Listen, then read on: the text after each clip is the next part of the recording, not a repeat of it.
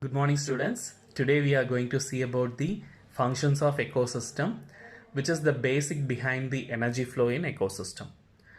In any ecosystem there are three major functions. The first and foremost is primary function.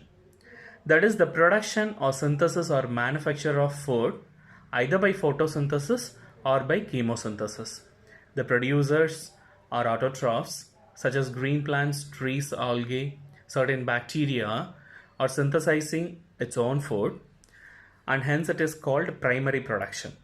So as a result of primary production, carbohydrates are produced like glucose and other sugars. The next one is the secondary function, which is nothing but the distribution of food produced by the producers in the form of energy. So here we are seeing how the food is distributed in the form of energy.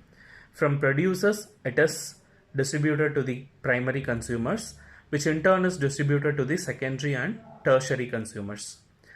If a producer produces 100% energy, only 10% is distributed to the consumers and 90% of the energy is lost in the surroundings in the form of heat. And animals and birds are the consumers.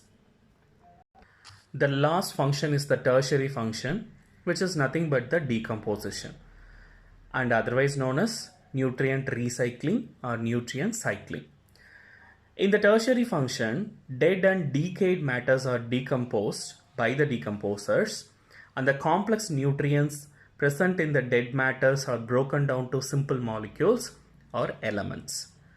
For example, we are seeing here the proteins are broken down to amino acids, the simpler units, which in turn is converted into nitrogen, the molecular nitrogen, and the molecular nitrogen is again converted into elemental nitrogen. So the elemental nitrogen helps in the growth of the plants. The microorganisms such as bacteria and fungi are the tertiary function carrying out organisms.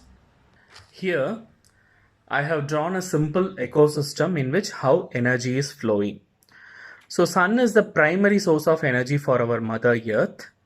From the sun's energy or the solar energy, the microorganisms such as algae and plants are producing its food, and the produced food is distributed to the consumers, that is the animals, in the form of energy, and the dead and decayed animal matters as well as plant matters are decomposed by the decomposers, and as a result the nutrients are recycled to the soil and the nutrients are available to the plants for their growth.